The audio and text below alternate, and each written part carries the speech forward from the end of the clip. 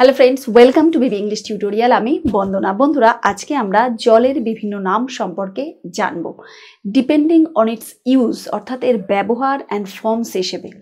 যেরকম সায়েন্স ল্যাবে যখন জল থাকে তখন কিন্তু জলকে জল বলা হবে না, কি বলা হবে? H2O। কিন্তু সমুদ্রে যখন জল থাকে তখন বলা হবে স্যালাইন ওয়াটার, অর্থাৎ লবণাক্ত জল। কিন্তু যখন জলটাকে বোতলবন্দি করে বিক্রি করা হয় আর আমরা যেটা কিনে খাই সেটাকে বলা হবে মিনারেল ওয়াটার, অর্থাৎ খনিজ পদার্থ যে জলের সঙ্গে মিশে থাকে। তারপর যখন পুজো করা হয় তখন যে পবিত্র জলে পুজো করা হয় সেটাকে বলা হবে হলি ওয়াটার, হোলি ওয়াটার।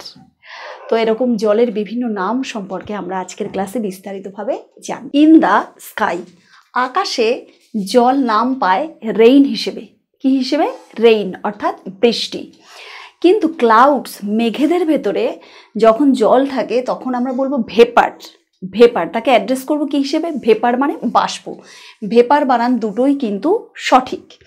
তারপরে ইন গ্লাসিয়ার্স, হিমবাহের ভেতরে। গ্লাসিয়ার্সের বাংলা মানে হচ্ছে হিমবাহ। হিমবাহের ভেতরে যে জল থাকে তাকে আমরা নাম দেব আইস হিসেবে। আইস, অর্থাৎ হিমবাহটা আসলে অ্যাকচুয়ালি রিভার অব আইস, অর্থাৎ বরফের নদী বলা যায়। তারপরে ইন রিভার্স, নদীর ভেতরে যে জল থাকে তখন আমরা কিন্তু ওয়াটার বলবো না, কি বলবো? ফ্লো, প্রবাহ। তারপরে ইন দ্য এয়ার, বাতাসে যখন জল থাকে তখন আমরা বলবো হিউমিডিটি। কি বলবো? হিউমিডিটি, অর্থাৎ আর্দ্রতা। বাতাসে যদি হিউমিডিটি বা আর্দ্রতা বেশি থাকে তাহলে কিন্তু আমাদের শরীরের ভেতরে আমরা প্রচণ্ড ঘামি, একটা শরীরে অস্বস্তিকর অবস্থা হয় এবং ঘরের মেঝে টেঝে ভিজে ওঠে।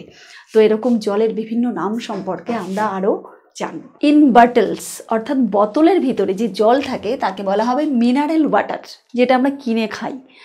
মিনারেল ওয়াটার অর্থাৎ যে জলের ভিতরে খনিজ পদার্থ থাকে, যেরকম সোডিয়াম, পটাশিয়াম, আয়রন, ক্যালসিয়াম ইত্যাদি। অর্থাৎ বোতলের ভিতর যখন জল থাকে সেই জলটাকে কিন্তু মিনারেল ওয়াটার বলা হবে। কিন্তু হোমস, ঘরের ভিতর যে জল বের করি আমরা, যেরকম মোটর চালিয়ে জল উপরে তুলি ট্যাঙ্কিতে, সেই জল যখন বড়া হবে আমরা ব্যবহার করব তখন বলা হবে ট্যাপ ওয়াটার, কারণ ট্যাপ থেকে বের করা হয়। ট্যাপ ওয়াটার, ট্যাপ খুলে বের করি, আবার ব্যবহার হলে বন্ধ করে রাখি, ট্যাপ কল বলে। তারপরে ইন প্রেয়ার্স, প্রার্থনার সময় যে জল ব্যবহার করি সেটাকে বলা হবে হোলি ওয়াটার। কি বলা হবে? হোলি ওয়াটার, পবিত্র জল। কিন্তু ওশান, সমুদ্রে যে জল থাকে তাকে বলা হবে স্যালাইন ওয়াটার, অর্থাৎ লবণাক্ত জল। সমুদ্রে যে জল থাকে তাকে বলা হবে স্যালাইন ওয়াটার। স্যালাইন মানে হচ্ছে লবণাক্ত, ওয়াটার মানে জল। কিন্তু যখন সায়েন্স ল্যাব, অর্থাৎ বিজ্ঞানীরা যখন গবেষণা করছেন সেই সায়েন্স ল্যাবের ভেতরে, ইন সায়েন্স ল্যাবটা লেখা হয়নি, আমি ছোট্ট করে একটু লিখে দিই। ইন সায়েন্স ল্যাব, এই পাশে এনে লিখে দিই, লিখছি।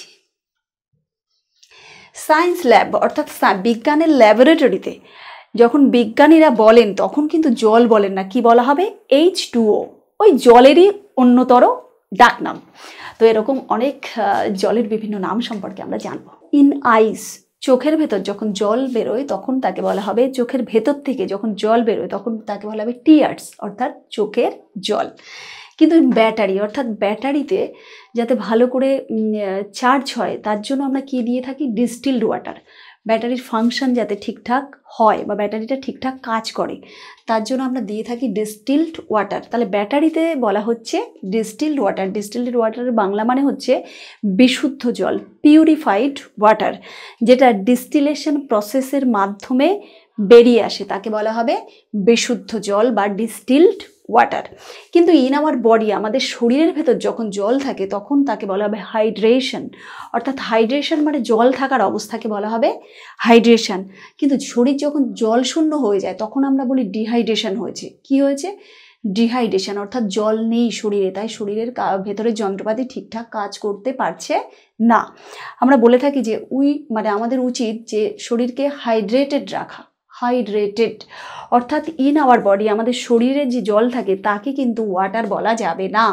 সেই প্রসেসটাকে বা সেই ব্যাপারটাকে আমরা বলবো হাইড্রেটেড বা হাইড্রেশন।